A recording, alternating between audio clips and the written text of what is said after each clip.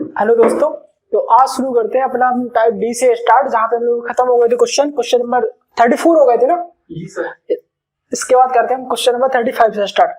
देखिए आज है अपने टाइप, देखो अपन लोग थोड़ी यूपी डेट के हिसाब से नहीं चल रहे, क्योंकि यूपी डेट अपना है मेन टारगेट। ठीक है, ये नहीं कि एडवांस के चक्कर में इतने भयंकर तरीके से एडवांस से पहुंच गए कि यूपी डेट वाले क्वेश्चन रह गए, सब छूट गए। तो अब आ जाओ क्वेश्चन नंबर 35 पे। आज थोड़े से बेसिक सी क्वेश्चन है। तो एक चीज तो हम लोगों ने सबसे पहले देख ली थी पिछले लेक्चर में, जितने भी लेक्चर अपन लोग अभी तक हुए, कि जो नीचे हर में होगी जो भी वैल्यू, यानी डिनोमिनेटर में होगी, वो हमेशा बताइए प्रारंभिक मान को या इनिशियल वैल्यू को, ठीक है, या प्रारंभिक आयु को, जो भी होगी मतलब प्रारंभिक को बताइए। तो जितने परिवर्तन होंगे क्वेश्चन में वो सब बताएं, किसको अंश में लिखे जाएंगे वहां पे। और हमें बदलना क्या है, हर प्रतिशत मान को बदलना है किसमें, साधारण भिन्न में यानी फ्रैक्शन में।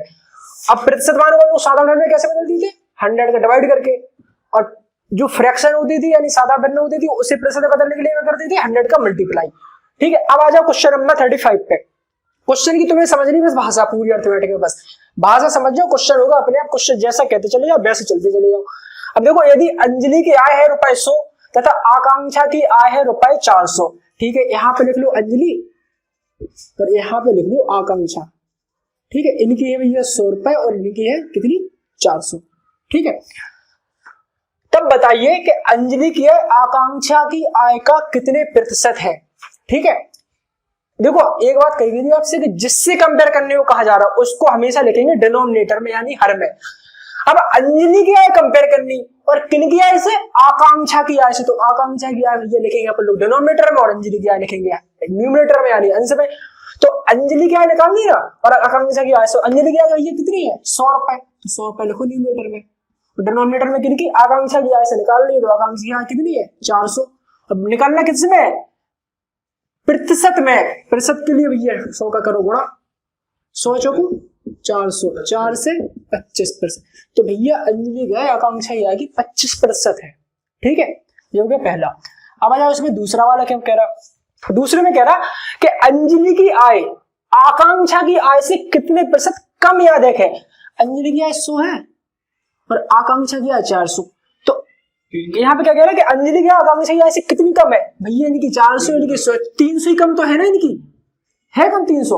और आपसे कहा गया कि जो भी परिवर्तन हो या जो भी क्वेश्चन में कंडीशन हो वो सब आएंगी अंश में, और हर में आएगी जो पूरी टोटल वैल्यू हो जिससे कंपेयर करने को कहा जा रहा। तो अंजलि की कितनी याद है, आकांक्षा कितनी कम याद है, कि 300 कम है, कम के लिए माइनस लगा दो। ठीक है, और किन की आय से, आकांक्षा की आय से। आकांक्षा की आय से तो कंपेयर करनी है, आकांक्षा की आय है कितनी रियल में, 400। परसेंट के लिए 100 का गुणा करते ही बोल लो, 00 से 00 कैंसिल, 4 से 100 करेंगे 25 टाइम्स, 25 दिए 75, माइनस 100 करेगा कि कम की तरफ, माइनस लगा तो मतलब कम, यानी प्लस लगा तो उसका मतलब अधिक। तो भैया आकांक्षा की जो यहाँ अंजलि की जो आय है वो आकांक्षा की आय से 75% कम है। ठीक है, माइनस साइन करेगा किसको शो करेगा, कम को, डस्ट उठाना है। ठीक है, तो ये हुआ आपका क्वेश्चन नंबर 35। बस थोड़ी सी तुम्हें क्वेश्चन की लैंग्वेज समझनी, कहां पे कम या अधिक की बात करी जा रही है, कहां पे प्रतिशत की बात करी जा रही, वैसी। अब आजा क्वेश्चन नंबर 36 पे। क्वेश्चन नंबर 36 है, यदि राम का वेतन रावण के वेतन से 30% है कम। ठीक है, सबसे पहले देखो आपसे एक बात कही कि जितनी परसेंट वाली क्वेश्चन हो, जब सबसे पहले अपन को मानना हो तो अपन चीजों को मानेंगे 100 में, क्योंकि 100 का की वैल्यू बड़ी आसानी से निकल जाती। 100 का पूछे 70% कितना है तो डायरेक्ट 70 होगा, 90 का पूछे 70% तो नहीं निकलेगा डायरेक्ट 70। ठीक है, 100 में कंडीशन जो आती, पूछे 120, भैया बताओ 20% कम होगी 100 में, 100% है मतलब 100 में है कोई संख्या, पूछे 20% कम होगी तो डायरेक्ट 80 होगी। ठीक है, 100 के साथ अब इसलिए अपन लोग 100 मानेंगे हमेशा। आ जाओ क्वेश्चन पे, यदि राम का वेतन रावण के वेतन से 30% कम है, मान लो भैया राम का वेतन है कितना, 100 इकाई मान लो या 100 यूनिट, राम का वेतन मान लिया अपन ने 100 यूनिट या 100 इकाई। ठीक है, अब भैया रावण के वेतन से 30% कम, रावण के वेतन से, तो रावण का मान लो, रावण के वेतन से है ना कम, तो रावण का मान लो 100, राम के वेतन को कर दो रावण के वेतन से 30% कम, यानी राम का कर दो 70। तो भैया मान लो रावण का वेतन माना, रावण का वेतन 100 यूनिट और राम का वेतन कितना है, रावण के वेतन से भैया 30% कम है, 30% तो है, 30% कम है। 100 में से भैया 30 है, कितने बचेंगे 70। तो जी आगे किनका, 70 यूनिट या 70 इकाई, जी आगे किनका, राम का वेतन। अब राम के और रावण के वेतन में तो बढ़ गए अपन लोगों को, इसके बाद कह रहा है कि राम के वेतन से कितने % ज्यादा है रावण का वेतन। अब देखो ये कंडीशन आई है अपनी, जैसे यहाँ पे अंजलि वगैरह का छाकी निकाली थी अपन लोगों ने, ऐसे यहाँ पे करना अपन लोगों को कि रावण का वेतन राम के वेतन से, किनके वेतन से, राम के वेतन से। और आपसे कहा गया कि भैया जिनके वेतन से कंपेयर करने को कहा जाए उससे लिखेंगे हमेशा डिनोमिनेटर में यानी हर में। तो क्वेश्चन कह रहा है कि रावण का वेतन राम के वेतन से कितने % ज्यादा है। तो ज्यादा रियल में है कितना रावण का वेतन, 70 है इनका राम का, और रावण का है 100। ज्यादा कितना है, 30 से ज्यादा तो है, तो ये 30 ज्यादा है किनके वेतन से, यही तो पूछ रहा है ना कि राम के वेतन से कितना ज्यादा है। राम के वेतन से कंपेयर करने को कहा जा रहा है, राम का वेतन भैया 70 है, तो नीचे आएंगे 70, क्योंकि हर में यानी डिनोमिनेटर हमेशा वो लिखी जाती कि जिनसे कंपेयर करने को कहा जाए, राम के वेतन से कंपेयर करने को कहा जा रहा है, तो भैया नीचे लेंगे 70 और यहाँ पे लगाएंगे 100%। ठीक है, इस बार 0 से 0 ये कैंसिल, 300/7%। इसके बाद सिंप्लीफाई करना है तो और आगे अपन लोग कर सकते हैं।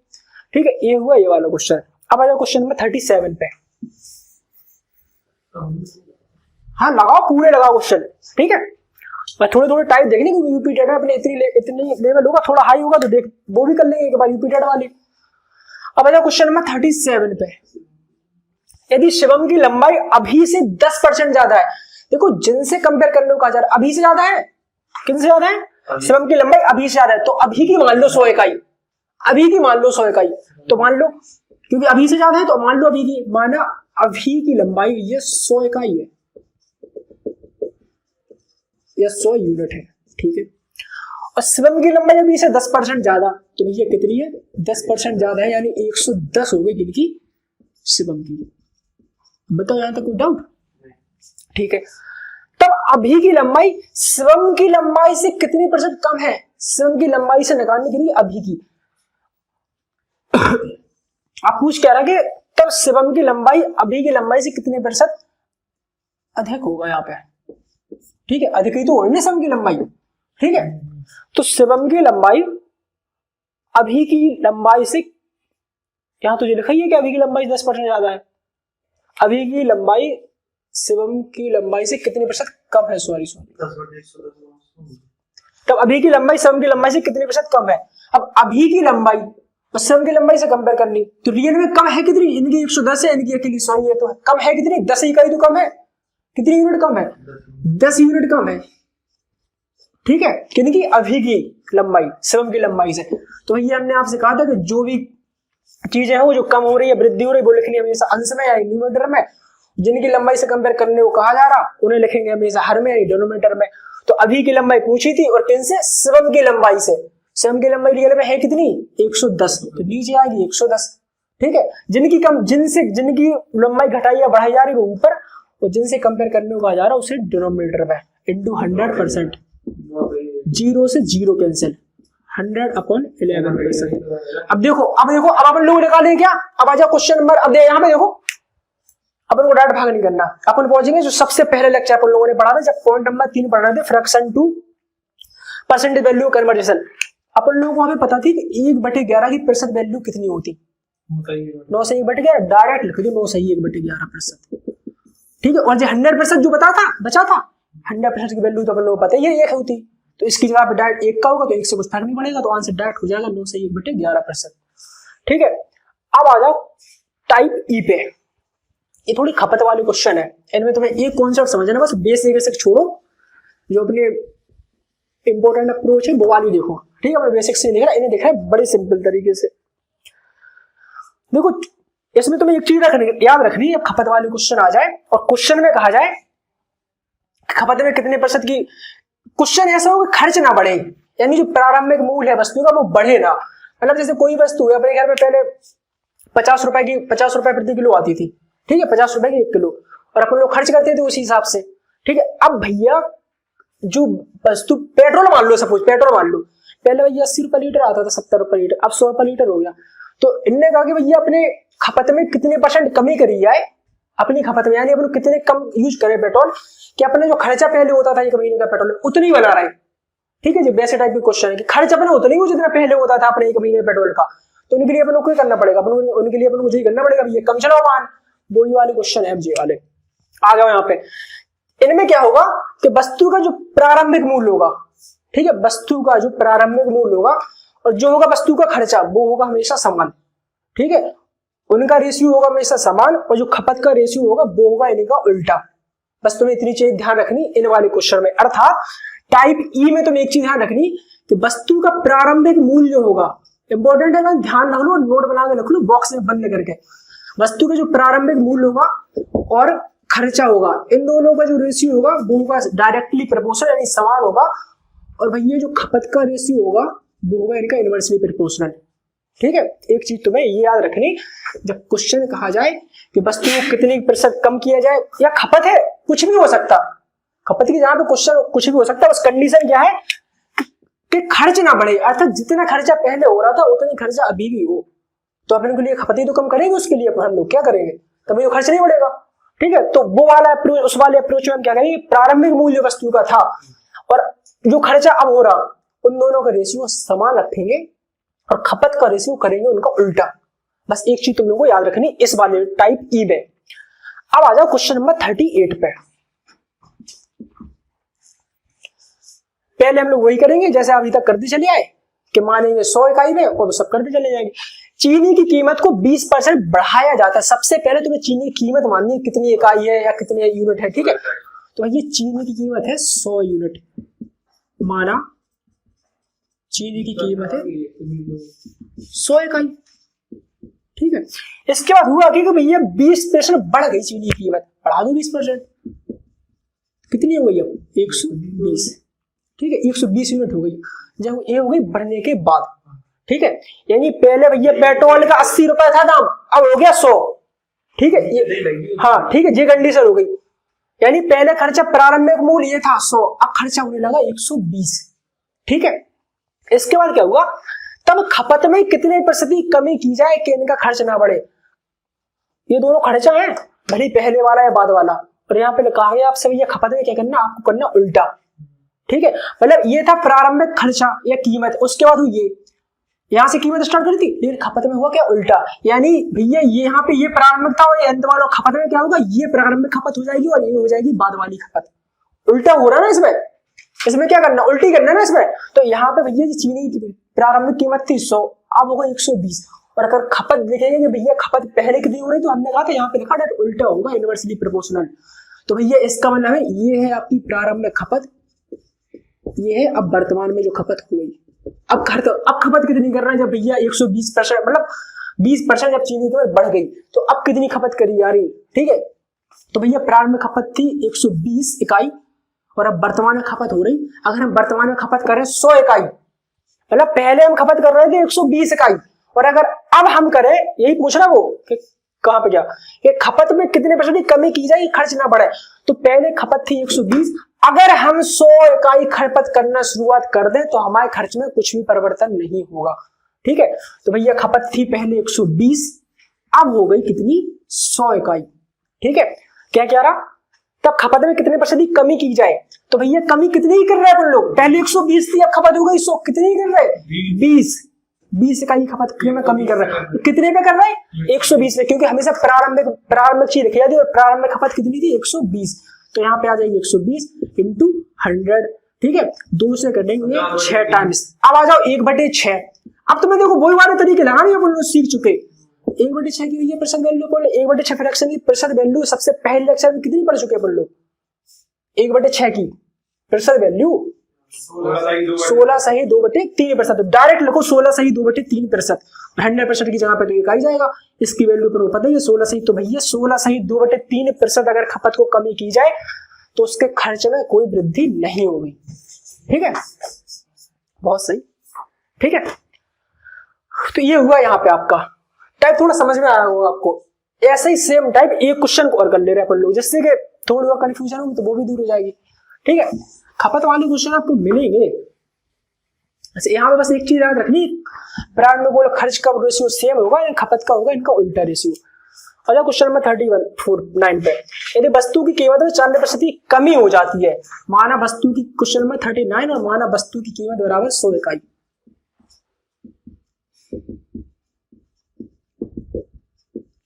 ठीक है।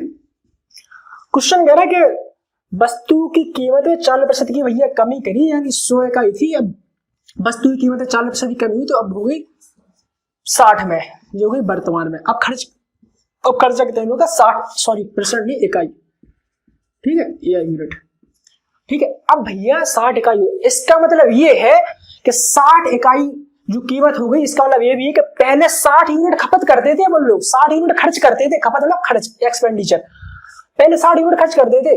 लेकिन यहाँ पे लिखा क्वेश्चन में कि क्या किया जाए कि खर्च पहले के बराबर रहे, अर्थात खर्च में वृद्धि ना हो, यानी प्रारंभिक मूल्य जितना पहले खर्च करते थे उतना ही अब हो। उसके लिए क्या करें, खपत में करेंगे अपनी वृद्धि या कमी, पहले जितना खर्च बना रहे। तो भैया पहले खपत होती थी 60 यूनिट। अब अगर अपन लोग 100 इकाई खर्च करने लगे या खपत करने लगे तो क्या होगा, खर्च हमारा पहले के बराबर होगा, जितना पहले खर्चा करते थे उतना ही होगा। तो भैया पहले हम करते थे 60 यूनिट खपत, ठीक है, यानी खपत करते थे, इतना खर्च कर लेते थे 60 यूनिट। अब कर रहे हैं हम 100 यूनिट खर्च, तो हमने वृद्धि करी अपनी खपत में। क्या करी, वृद्धि, क्योंकि आपसे कहा गया है जो नीचे होगा वो बताएगा प्रारंभिक खपत को, ऊपर वाला बताएगा, क्योंकि इनका रेशियो होता है हमेशा इनवर्सली प्रोपोर्शनल, ठीक है। पहले होती 60 यूनिट खपत, अब हो रही 100, कितनी वृद्धि हुई, 40 यूनिट की। कितनी की हुई, 40 की, 40 यूनिट की वृद्धि हुई खपत में। कितने भाई, 60 में, क्योंकि ये इनिशियल खपत है, इनिशियल खपत को हमेशा लिखते हैं डिनोमिनेटर में। यहाँ पे 60% में निकालनी है, 20 से 2 टाइम्स ये 3 टाइम्स ये, ठीक है। अब आ जाओ 2/3 की वैल्यू निकालनी है, यहाँ पे 100% में है। 1/3 की वैल्यू पड़ी थी अपन लोगों ने, कितनी होती, कितनी पड़ी, 33 सही 33। अब देखो 1/3 की वैल्यू करने पड़ी थी 33 सही 1/3%, ठीक है। तो 2/3 की 66 सही 2/3, तो भैया डायरेक्ट लिखो ना यहाँ पे 66 सही 2/3%। 100% की एक होती है सोचिए, लेकिन आंसर सही, ठीक है। तो यहाँ पे हुआ आपका क्वेश्चन नंबर 39 खत्म। अब आ जाओ क्वेश्चन नंबर 40 पे। 40 बस थोड़ा सा अलग है, यहाँ पे आपको हिंट लिखी है, यहाँ पे थोड़ी हिंट दी है कि वो आय बराबर खर्च प्लस बचत, ये फॉर्मूला होती है, हमेशा काम करेगा। इन दोनों से थोड़ा अलग है बस। सचिन अपनी वेतन का 75% भाग खर्च करता है, तो पहले तो लिख लो ये सचिन की वेतन कितनी है, ठीक है।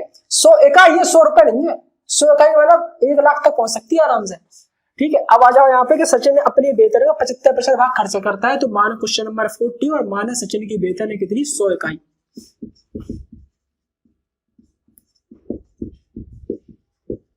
100 यूनिट, ठीक है।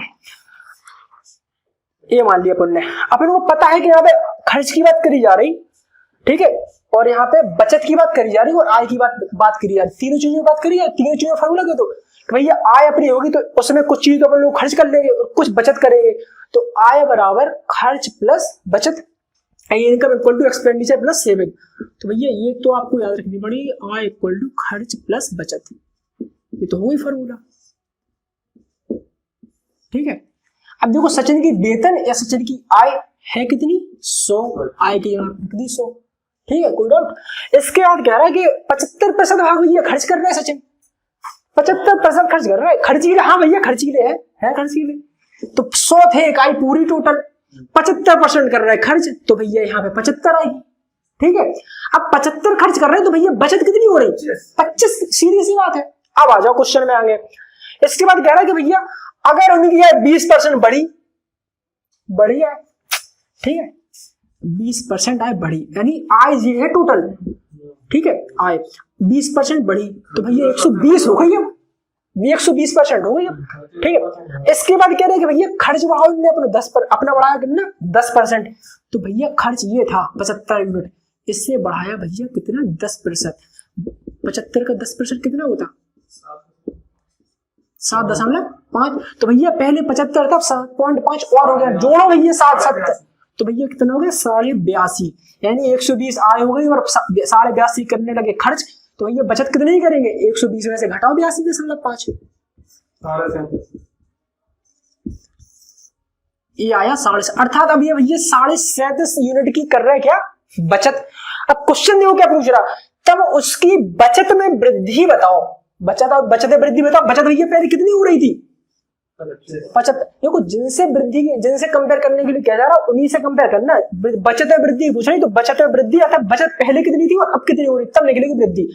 पहले थी बचत 25, अब हो गई 66.5, वृद्धि कितनी की 12.5 की वृद्धि हुई, वृद्धि बचत में कितनी वृद्धि हुई 12.5 की तो हुई ना, 25 से 37.5 हो गई, तो 12.5 बचत की वृद्धि हुई है। और रियल में थी कितनी? इनिशियल लिखते हैं हमेशा, 100 बार कहा जा चुका है आपसे, इनिशियल लिखेंगे डिनोमिनेटर में। इनिशियल बचत कितनी थी अर्थात प्रारंभिक बचत 25 लिखेंगे शुरुआत में, और यहाँ पे लिखेंगे 100%। प्लस का अर्थात वृद्धि हुई थी, तो यहाँ पे लगाएंगे प्लस का साइन, प्लस साइन शो करेगा कि वृद्धि हुई है। 25 से कहेंगे 100 4 टाइम्स, 4 पंजे 2 50%। तो भैया सचिन की बचत में वृद्धि कितनी हुई? 50%। अब भैया 50% से चाहे खरीदो डिस्कवरी और चाहे खरीदो प्लेटा। ठीक है, अब आ जाओ क्वेश्चन टाइप नंबर एफ पे। पॉज करो प्रभु।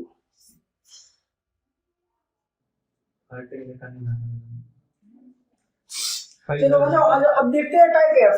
ठीक है, टाइप ई तक हो नहीं, इसके बाद देखते हैं type F. Okay sir. Type F में कंडीशन लगा भाई भैया, चलो दो नाम ही लो ना तुम सीधे डायरेक्ट।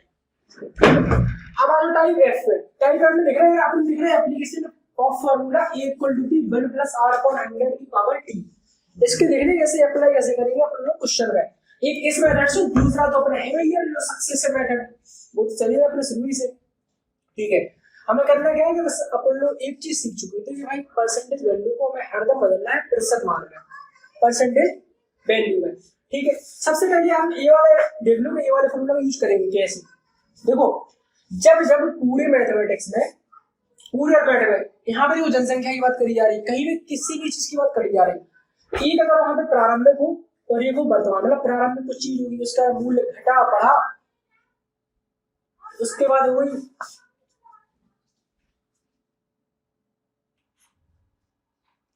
ठीक है। अब आ जाओ यहाँ पे देखो क्या होगा कि जहां पे ए लिखा ना यहाँ पे, तो ए हमेशा करेगा आपके वर्तमान चीज को बताएगा कि वर्तमान में उसका मूल्य कितना हो गया, वर्तमान में जनसंख्या कितनी हो गई। पी बताएगा आपको कि प्रारंभिक जनसंख्या है, प्रारंभिक मूल्य कितना था वस्तु का, और 1 आपको हमेशा लिखना है, प्लस आर होगा प्रतिशत। आर बताएगा प्रतिशत, कितने प्रतिशत की वृद्धि हुई है, कितने प्रतिशत की कमी हुई। यहाँ पे देखो कितने प्रतिशत की वृद्धि हुई, कितने प्रतिशत की कमी हुई। और टी बताएगा समय को कितने वर्षों के लिए। ठीक है, कितने वर्षों के लिए। ठीक है, और एक हो गया आपका सक्सेसिव मेथड। आ जाओ उसको अप्लाई कैसे करना हम लोगों को। क्वेश्चन नंबर 41 में, क्वेश्चन नंबर 41 है,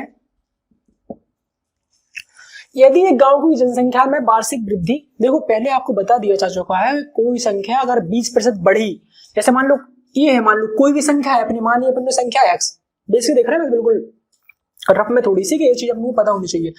कोई संख्या मान लो x है, आपसे कहा गया कि भैया ये संख्या बढ़ी 20%, तो मतलब वो अब कितनी हो गई? 100 से 100 थी, अब 120 हो गई। ठीक है, कोई संख्या 30% घटी, तो अर्थात पहले 100 थी अब 70 हो गई। ठीक है, तो भैया आपसे कहा गया कोई संख्या x है, वो 30% घटी, क्या हुआ? 30% घटी, तो आपको गुणा करना पड़ेगा 70/100 का। अर्थात पहली संख्या 100 थी, आपसे कहा गया कि संख्या जो इनिशियल थी वो हमेशा 100 हो गई, नीचे लिखेंगे, और जो घटी या जितनी हो गई वो ऊपर। तो भैया 30% घट गई संख्या, 100 थी अब 30 हो गई, अब 30 घट गई तो 70 हो गई, तो संख्या में ऐसे लिखेंगे। ठीक है, अब आ जाओ क्वेश्चन पे।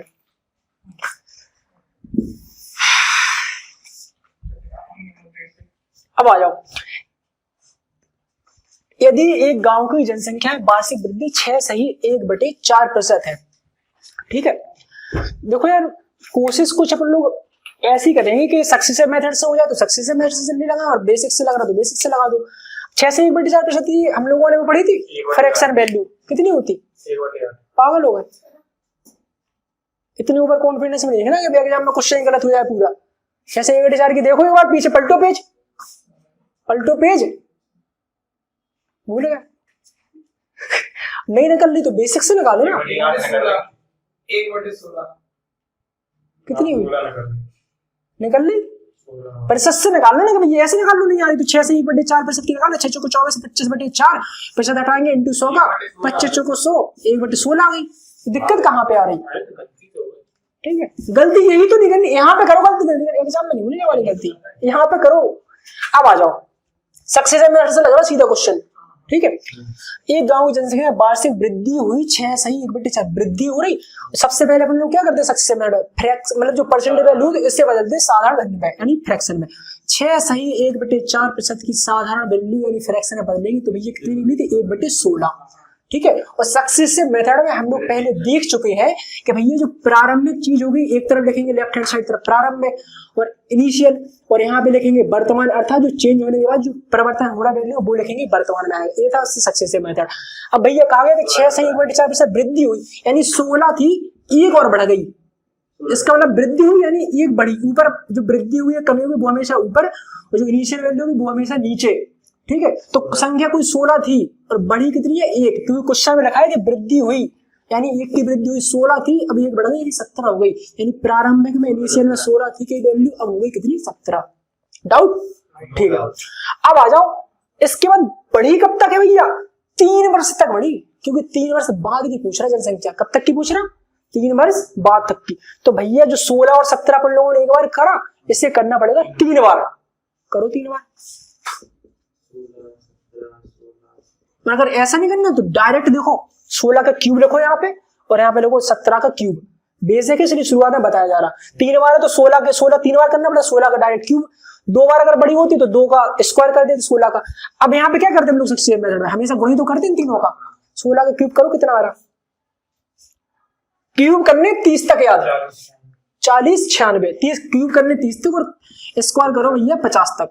17 का निकालो कितना हो रहा, करो मल्टीप्लाई, 17 का क्यूब कितना निकल रहा,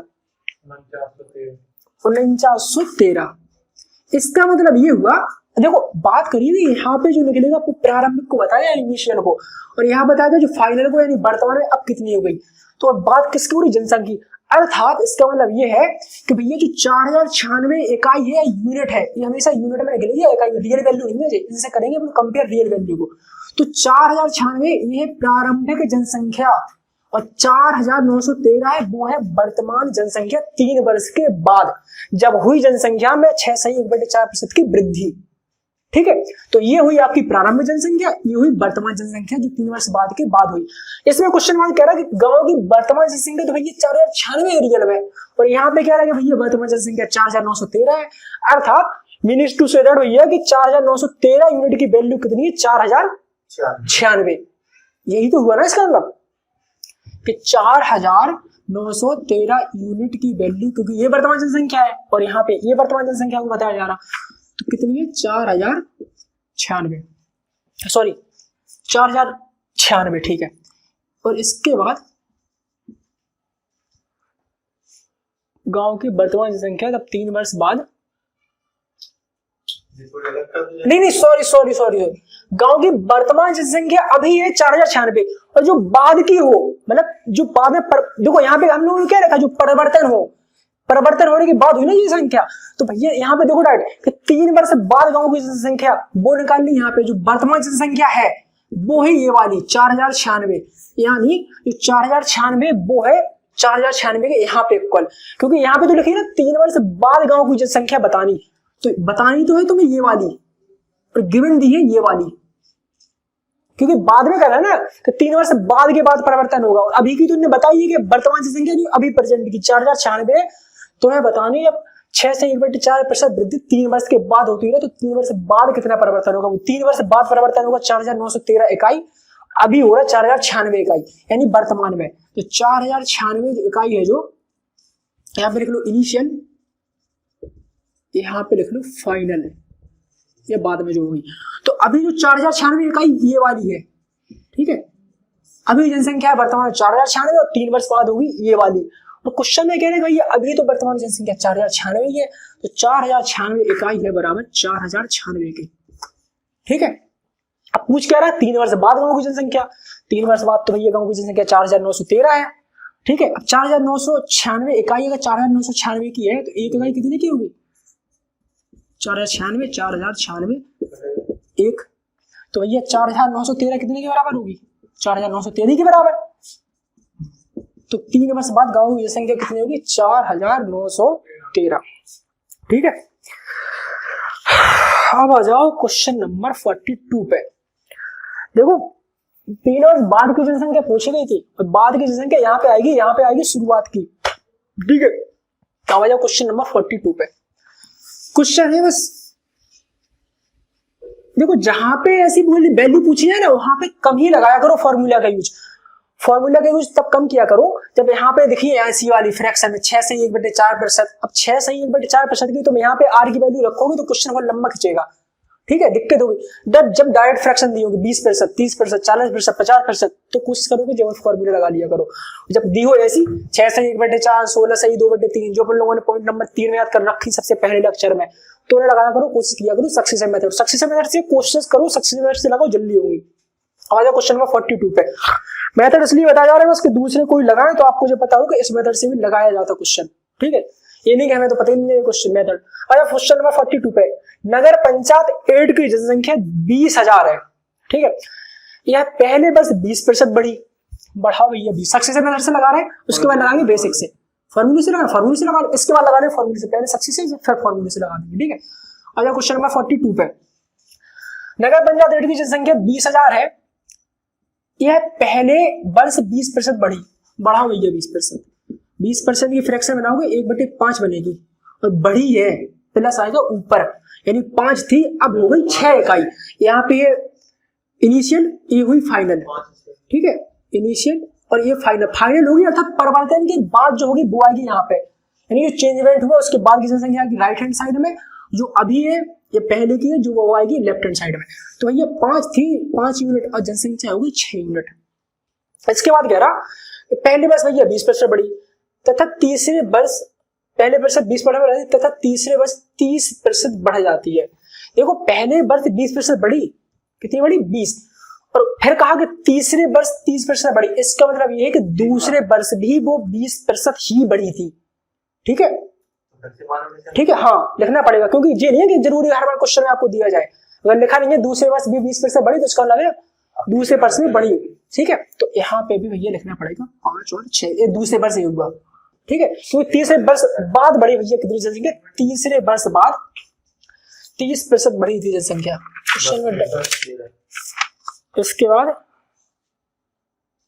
एक गांव की जनसंख्या प्रति वर्ष 20,000 है, दूसरे वर्ष 10% घट जाती है, दूसरे वर्ष 10% घट जाती है, यहाँ पे दूसरे वर्ष 10% घट जाती है, ठीक है, चलो, और तीसरे वर्ष 30% बढ़ जाती है, ठीक है, हाँ दूसरे वर्ष 10% घटी, अब 10% घटी दूसरे वर्ष, 10% की फ्रैक्शन बनाओगे 1/10, घटी है तो ऊपर लगाएंगे माइनस, तो 10 थी और घटी है तो 10 से हो गई, ये घटी 9 हो गई, 10 से 9 हो गई, ठीक, दूसरे वर्ष में होगा।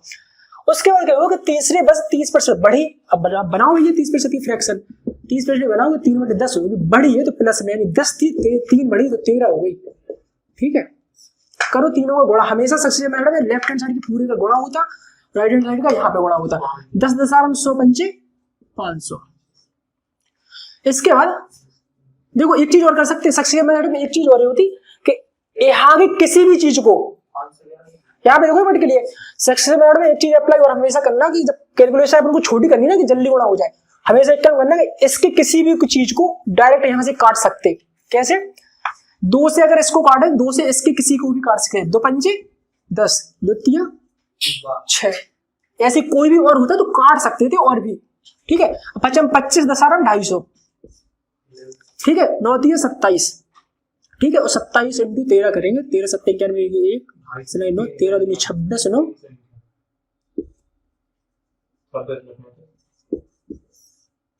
26 9 35, हाँ सही है, 351, ठीक है, मतलब 351 इकाई हो गई भैया कब है, जब 3 वर्ष के बाद जनसंख्या, और 3 वर्ष के पहले की जनसंख्या कौन सी होगी, क्योंकि प्रारंभिक है ना इनिशियल, परिवर्तन होने के बाद वाली ये है, उसके पहले की यानी जो इनिशियल है वो थी 250। अब इसमें क्वेश्चन कह रहा कि तीसरे वर्ष बाद बढ़ गई, और 3 वर्ष बाद 8 की जनसंख्या ये हो गई, और यहाँ पे शुरू में दी है कि नगर पंचायत 8 की जनसंख्या है कितनी 20,000, यानी 20,000 दी है, और तुमसे पूछी कहां पे, तुम्हें बतानी है 3 वर्ष बाद 8 की जनसंख्या कितनी हुई वो तुम्हें बतानी है, यानी तुम्हें बतानी है 351 इकाई की वैल्यू और 250 इकाई की वैल्यू तुम्हें दी है, और वो दी कितनी है 20,000, ठीक है, आया 250 यूनिट की वैल्यू कितनी है 20,000, तुम्हें निकालनी है तो 1 यूनिट की निकालोगे 20,000 बटे 250, 0 से 0 25 8 280, 1 यूनिट की वैल्यू है 80,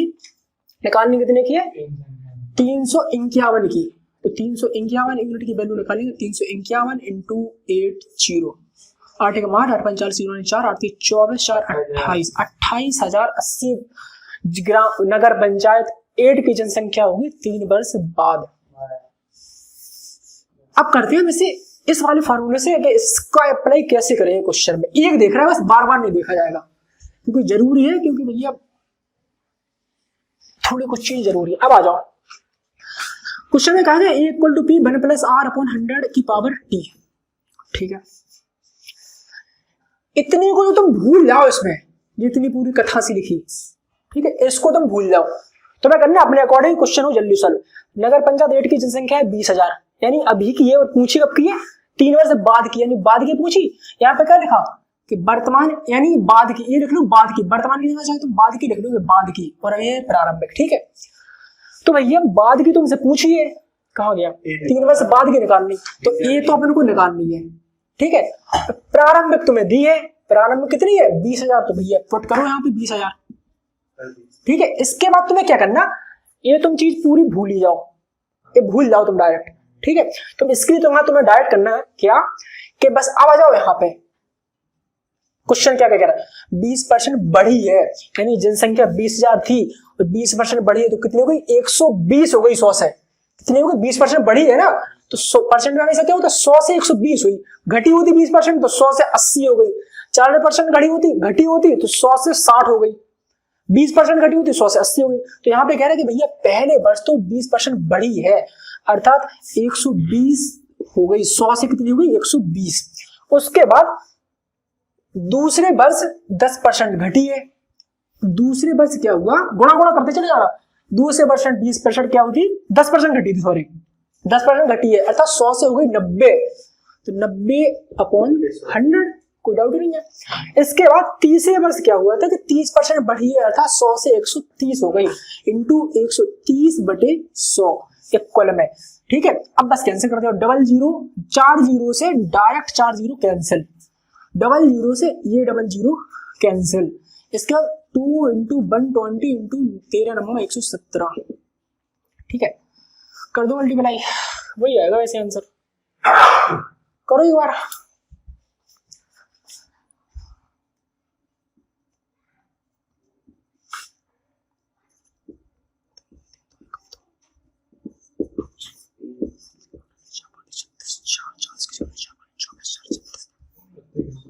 जी आया था, यही था कि दूसरा, सॉरी। ठीक है, ठीक है, तो हाँ, तो यहाँ पे तुम्हें क्या करना है कि ये जो निकलेगी ये निकलेगी बाद की, तो बाद की तो निकालनी थी अपन को, तो ये बाद की निकली गई, ए की वैल्यू ये आई, यानी बाद की संख्या कितनी, ऐसे करना तो फॉर्मूला अप्लाई। ठीक है, अब अगर ऐसा होता यहाँ पे तो इनमें, अब आजा क्या, ठीक है, यहाँ पे ये रोल था भैया अपना कि अगर जनसंख्या के लिए ऐसी दी होती क्वेश्चन में कि ऐसे टी का रूल मान लो, क्वेश्चन नंबर मान लो तुम, इस वाले बता रहे हैं तुम्हें टी का रूल कैसा होगा, क्वेश्चन नंबर 43 में, इसलिए थोड़े अलग अलग टाइप के रखेंगे क्वेश्चन। अब देखो टी का रूल, टी का रूल क्या है, टी का रूल ये है कि भैया अगर एक ही जैसी प्रतिशत बढ़ी जा रही है हमेशा, देखो यहाँ पे क्या हुआ था, पहले 20% बढ़ी पहले साल में, अगले साल में घटी, फिर 30% बढ़ी, देखो प्रतिशत अलग अलग हुई यहाँ पे। और अगर प्रतिशत एक ही हो कि भैया तीनों वर्ष में 10% बढ़ी, तो टी की जगह पे उस कंडीशन में लिखेंगे 3, यानी 3 वर्ष, ठीक है, क्यूब हो जाएगा, क्योंकि तीनों वर्ष 10% बढ़ी। यहाँ पे देखो परिवर्तन हो रहे थे, पहले 20 पर 10 पर 30, तो यहाँ पे अपन लोगों ने टी का कुछ यूज नहीं कर पाया। टी का यूज तब करेंगे जब जनसंख्या की प्रतिशत पूरे तीनों वर्ष या 4 वर्ष एक जैसी हो। क्वेश्चन देखेंगे अगले में, दिल्ली की जनसंख्या प्रति वर्ष 20% बढ़ जाती। देखो तुम्हें निकालनी क्या है, प्रारंभिक जनसंख्या, अर्थात तुम्हें निकालनी है पी की वैल्यू। ठीक है, निकालनी है पी की वैल्यू, तो भैया 100% एक ही तो दी होगी, तो एक ही जनसंख्या, देखो तीसरे वर्ष के अंत में जनसंख्या कितनी है 10,000, यानी बाद की जनसंख्या दी हैगी, अर्थात 10,000 लिखेंगे यहाँ पे। ठीक है, प्रारंभ में निकालनी है पी। इसके बाद कह रहा है कि दिल्ली संख्या प्रति वर्ष 25% बढ़ी, तीसरे 25% बढ़ी, अर्थात तीनों वर्ष वो लगातार 25% बढ़ती रही, यानी 100 से हुई कितनी 125, 25% बढ़ी ना, तो P इंटू 125 अपॉन 100, क्योंकि 100 से 25% बढ़ी ना जनसंख्या, हमेशा होती इनिशियल में 100, कहाँ पे 1 लाख, हाँ तो 1 लाख कर दो। ठीक है, 100 से हुई 125। अब करो भैया क्या, ठीक है, अब करना क्या, टी का यूज कितने वर्षों तक, 3 वर्ष तक, 3 लिख दो। और अगर भैया तो बिल्कुल ही फॉर्मूला यूज करना बहुत बुरी तरह से, तुम फॉर्मूले पीछे पड़े हुए कि हमें इसी से करना, तो जाओ इससे कर लो। एक ही जगह पे लिखेंगे 10,000 और 1 लाख, पी की जगह ये, अब बन की जगह बन लिखो, प्लस आर की जगह पे प्रतिशत में आता जो बढ़ी हो, कितने प्रतिशत बढ़ी थी, 25%, लगाओ भैया 25 अपॉन 100 लिखा, 100 लिखो, कितने वर्षों तक बढ़ती रही, 3 वर्षों तक, टी की जगह लिखो 3 है, ठीक है। अब यहाँ पे लिखे एलसीएम 100 प्लस 25 की power 3, P equal to 1 lakh, ठीक है। पी 100 प्लस 25 125 बटे 100 क्यूब इक्वल टू 1 लाख, तो भैया यही तो आई थी यहाँ पे, ठीक। बस अब आ जाओ, 1 लाख था यहाँ पे अपना ये, इक्वल टू पी इंटू 125 बटे 100,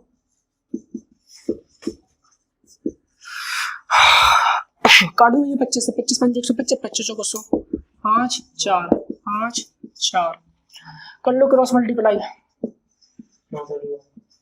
4 को 16 चौको 64, 25 5 125, 25 से काटो, 25 5 125, 25 को 100, 1 2 3 4, 5 से काटो, 5 8 40, 8,000 इंटू 64।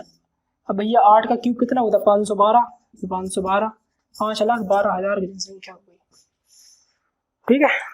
कोई डाउट है? सक्सेसिव मेथड से अगर तुम्हें करना है, कौन सी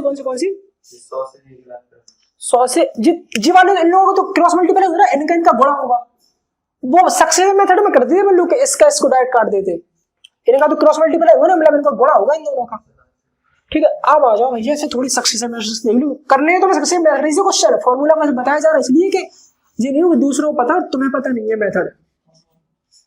क्वेश्चन में कौन सा 42 है, हाँ 43 है, सॉरी 43 में क्या था, सक्सेसिव मेथड से अगर देखेंगे भैया 25% जनसंख्या बढ़ी, और कब तक बढ़ती रहे, देखो सक्सेसिव मेथड से 30 सेकंड में जनसंख्या कितनी बढ़ी, 25%, और बढ़ती कब तक रही, 3 वर्षों तक। तो ये सर्वप्रथम क्या किया, 25% की बनाई फ्रैक्शन 1/4, जनसंख्या बढ़ी है तो प्लस में आएंगे, यानी 4 से हुई जनसंख्या कितनी, 5, ये इनिशियल, ये बाद की, ठीक है 4 थी 5 हुई, कब तक हुई, 3 वर्षों तक। आपसे कहा गया था भैया कि जब एक सेम जनसंख्या बढ़े, मतलब सेम प्रतिशत में, अगर 25% बढ़ी तो 3 वर्षों तक 25% बढ़ती रहे, 10% बढ़ी तो 3 वर्षों तक 10% बढ़ती रहे, ठीक है। ये नहीं कि इस जैसे क्वेश्चन जैसा नहीं कि 20% बढ़ी फिर दूसरे परसेंट इतने परसेंट बढ़ी फिर तीसरे पर, एक जैसी बढ़ रही, 3 वर्षों तक बढ़ती चली जा रही तो क्यूब कर दो, क्यूब 3 चीजों का होता है ना, 2 वर्षों तक बढ़ी तो स्क्वायर कर दो, 3 वर्षों तक बढ़ी तो भैया यहाँ पे करो 4 का क्यूब, वहां पे करो 5 का क्यूब, ठीक है। तो भैया ये आएगा 64 और ये आएगा 125, ये हुई आपकी कितनी, ये वर्तमान यानी इनिशियल, और ये मतलब इनिशियल जो शुरुआत में थी, और ये हुई बाद में। और यहाँ पे ये कितने आ रहा है कि दिल्ली की जनसंख्या अंत में कितनी हुई, 1 लाख, प्रारंभ में निकालनी, यानी 1 लाख इसकी वैल्यू दी है 1 लाख, ठीक है। यानी 125 इकाई की वैल्यू कितनी है, 1 लाख, निकालनी कितने की है, 64 इकाई की, प्रारंभ की जनसंख्या निकालनी है, 64 की निकालनी है, यहाँ पे कितनी है, 1 लाख। अब देखो 1 2 3 4 5 बटे 125 गुणे 64, ठीक है। 25 से काटे, 25 5 125, 25 को 100, 1 2 3 5 8 40, 512 आंसर, ठीक है। ये देखो सक्सेस मेथड से दिखा रहा है, 2 मिनट ही लगे क्वेश्चन में, हाँ यहाँ पे देखो, यहाँ तो 125 आ गया था, तो ये भी आ गया था 1 लाख के बराबर है। अब 125 इकाई ये यूनिट में है भैया, ये यूनिट में है, ये रियल वैल्यू से कंपेयर किया जा रहा है जो क्वेश्चन में गिवन है। तो 125 यूनिट की वैल्यू अगर 1 लाख है तो मैं निकालने कितने की, 64 यूनिट की, 64 यूनिट की निकालनी, तो 1 लाख ये लिखते ही है हम लोग, इसके बाद इसको अपन में ले जाते हैं, 64 यूनिट की निकालनी तो 64 का करते हैं बड़ा, ठीक है। बस अब कर दो कैंसिल और आंसर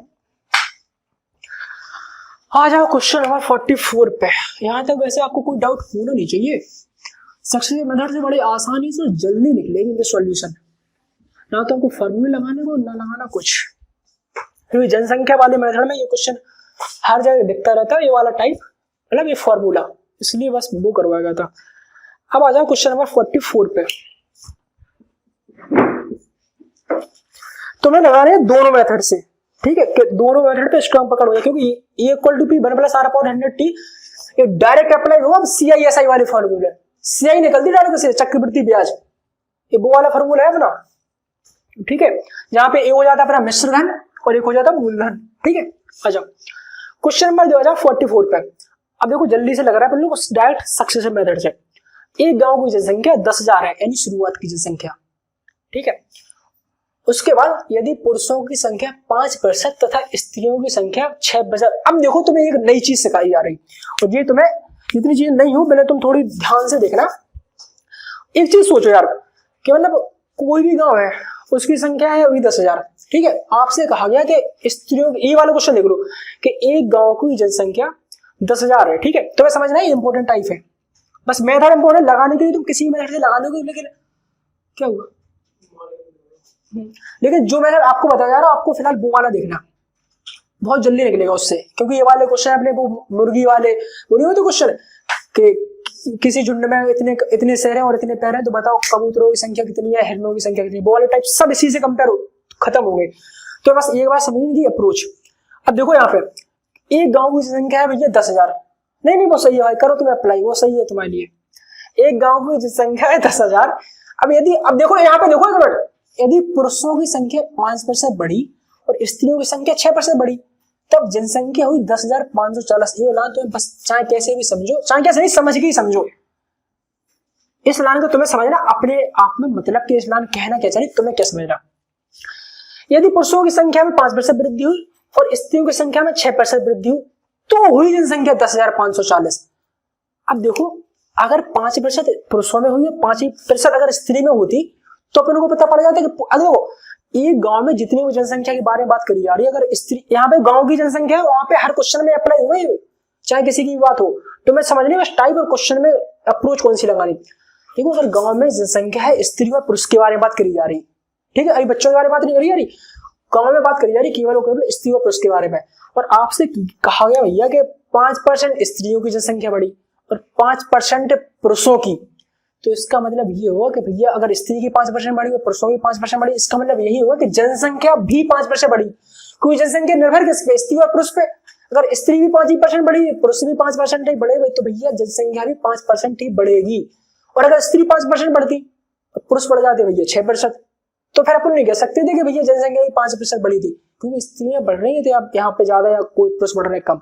अब देखो क्वेश्चन में कि भैया क्वेश्चन में कहा गया कि इस पुरुषों की संख्या 5% बढ़ी और स्त्रियों की संख्या 6% बढ़ी।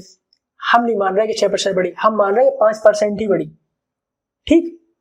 और क्वेश्चन कह रहा कि जब पुरुषों की संख्या 5% बढ़ी और स्त्रियों की संख्या 6% बढ़ी, तब जनसंख्या हुई 10,540। कितने से? 10,000 से, ठीक है। अगर भैया 6% न बढ़ी होती स्त्रियों की संख्या, तो हमें पता पड़ जाता कि अगर पुरुषों की संख्या ही 5% बढ़ती और स्त्रियों की संख्या 5% ही बढ़ती, तो हमें पता पड़ जाएगा कि जनसंख्या ही 5% ही बढ़ती, ठीक है। तो हम वही वाला अप्रोच लगा रहे हैं कि हम मान रहे हैं भैया नहीं बढ़ी स्त्रियों की 6%, हम सोच रहे हैं अगर स्त्रियों की संख्या 5% ही बढ़ती तो क्या होता। आ जाओ, तो क्या होता, कितनी थी भैया? 10,000 थी गांव की संख्या, ठीक है। तो मैं अप्रोच समझना, जो अप्रोच बताया जा रहा है इंपॉर्टेंट है अप्रोच। 10,000 है, चाहे 10 मिनट लगे, लेकिन ये वाला क्वेश्चन समझना जो समझाया जा रहा है। 10,000 है, पुरुषों की संख्या और स्त्रियों की संख्या हम मान रहे हैं समान। समान क्यों मान रहे हैं? इसलिए मान रहे हैं क्योंकि अगर हम दोनों को समान माने तो हमें पता पड़ जाएगा भैया जनसंख्या में उतनी वृद्धि होगी।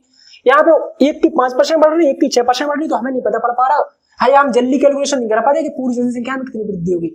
अगर दोनों में समान वृद्धि हुई तो हमें पता पड़ जाएगा जनसंख्या में भी कोई वृद्धि होगी। हमने मान लिया अगर दोनों में यानी पुरुषों में 5% बढ़ती और स्त्रियों में भी 6% बढ़ती, तो जनसंख्या कितनी होती। अच्छा, 10,000 थी इनिशियल यानी प्रारंभिक जनसंख्या दी है, और अगर 5% भैया बढ़ती जनसंख्या, 5% बढ़ रही ना, ठीक है। अगर 5% सॉरी 5% बढ़ रही तो 105 कर दो ना, डायरेक्ट सीधे निकल आएगा। 105% बढ़ेगी तो 100 से 105 होगी, 00 से 00 कैंसिल कर दो, 10,500, तो जनसंख्या कितनी हो गई? 10,500। इसका मतलब ये है कि अगर स्त्री एवं पुरुष दोनों 5% बढ़ते तो जनसंख्या जो आपकी 10,000 थी वो 10,500 हो जाती। कितनी हो जाती? 10,500। और रियल में जनसंख्या हो कितनी गई? तो ये 40 जो पता है क्यों बढ़े, ये 40 क्यों बढ़े पता है? फीमेल की 1% इंक्रीजमेंट से बढ़े, क्योंकि फीमेल को अपन ने तो माना 5%, रियल में फीमेल बढ़ी कितनी थी? बढ़ी कितनी है? 6%। तो फीमेल का जो 1% की वृद्धि हो रही वो हो रही 40 के बराबर, ठीक है, यानी फीमेल का जो 1% है, 1% है वो है कितने की, 40 के बराबर। अब आ जाओ, फीमेल इंटू 1% को उठाएंगे नीचे, 100 equal to 40 female equal to 100 का होगा यहाँ पे मल्टीप्लाई 40, यानी फीमेल की जनसंख्या है 4000। ठीक है, फीमेल की जनसंख्या है कितनी, 4000। गांव में स्त्रियों की जनसंख्या भैया पूछी हुई थी आपसे। नहीं तो ऐसा नहीं, जब 1 बराबर 40 के उधर 100% मान के सीधे 4000 हो गए। कहाँ पे, हाँ तो परसेंट, तो 1% फीमेल की 1% है तो फीमेल की तो निकालनी। अब यहाँ पे अगर तुमने 1% इसकी, वो तुम्हें परसेंट है वैसे भी तुम हटाओगे नीचे तो 100 आएगा। ठीक है, अब आ जाओ, ऐसे ही एक टाइप करेंगे अपन लोग और।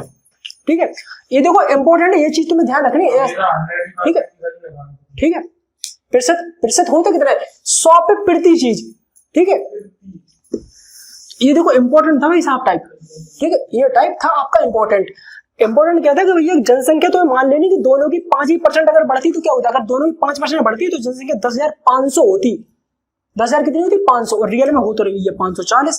तो ये क्यों हुई 540, इसलिए हो रही क्योंकि स्त्री 5% नहीं बढ़ी, स्त्री बढ़ी है 6%, यानी 1% और बढ़ी थी। अब आ जाओ, एक क्वेश्चन और इसी टाइप का है, तो इससे थोड़ी और जो अगर डाउट होगा तो वो भी क्लियर हो जाएगा। ठीक है, आ जाओ भैया, क्वेश्चन है कि एक गांव की जनसंख्या 5500 है, यदि पुरुषों की संख्या 15% बढ़ी और स्त्रियों की संख्या बढ़ी कितनी, 12%। ठीक है, कितनी बढ़ी, पुरुषों की 15 और स्त्रियों की बढ़ी 12। हम सोच रहे हैं भैया अगर दोनों की 12% बढ़ी होती तो, अगर दोनों की 12% बढ़ी होती तो हमें पता पड़ जाता है कि पूरी जनसंख्या की 12% बढ़ी होती। ठीक है, हम वही मान ले रहे हैं कि भैया पूरी जनसंख्या कि पुरुषों की भी 12% बढ़ी, क्योंकि स्त्रियों की 12% बढ़ी, हम मान ले रहे हैं पुरुषों की 12% बढ़ी, तो जनसंख्या कितनी हो गई, तो गांव की जनसंख्या थी रियल में कितनी, क्वेश्चन नंबर कौन सा है 45, कि गांव की जनसंख्या कितनी है यहाँ पे 5500, और हमने मान लिया कि भैया गांव की जनसंख्या में स्त्री और पुरुष के अगर बढ़े 15, हमने मान लिया कि स्त्री और पुरुष दोनों बढ़े 12%, तो जनसंख्या में 12% बढ़ती है यार। 55 थी, 12% बढ़ी तो 112/100 हो गई। 00 से 00 कैंसिल, वर्मा जी कर दो यार जल्दी 112 और 55 का गुणा।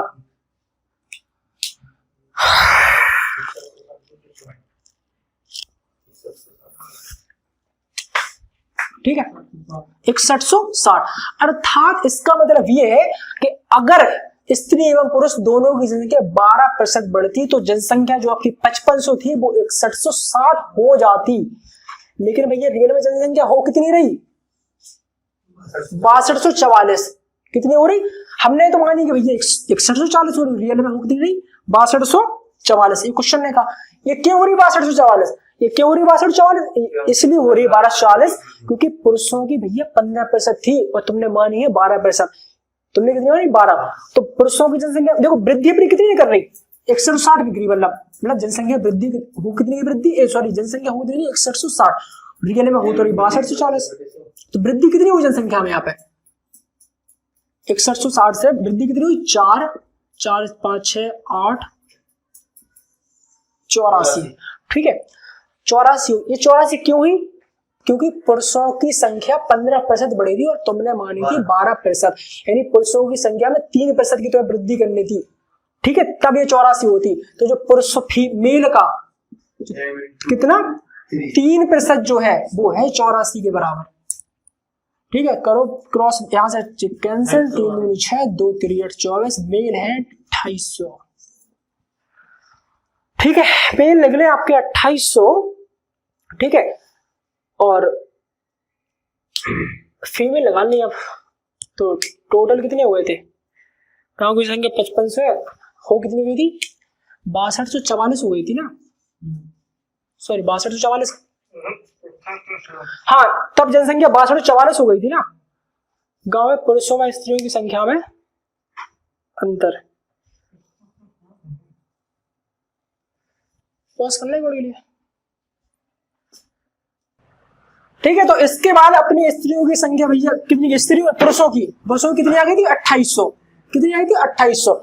अब भैया यहाँ पे पहले बताई जा चुका है आपको क्वेश्चन में, कुछ गांव की जनसंख्या थी कितनी 5500 थी, जिनमें स्त्री इनमें पुरुष आएंगे 2800, तो भैया पुरुष कितने होंगे, घटा दो 5500 में,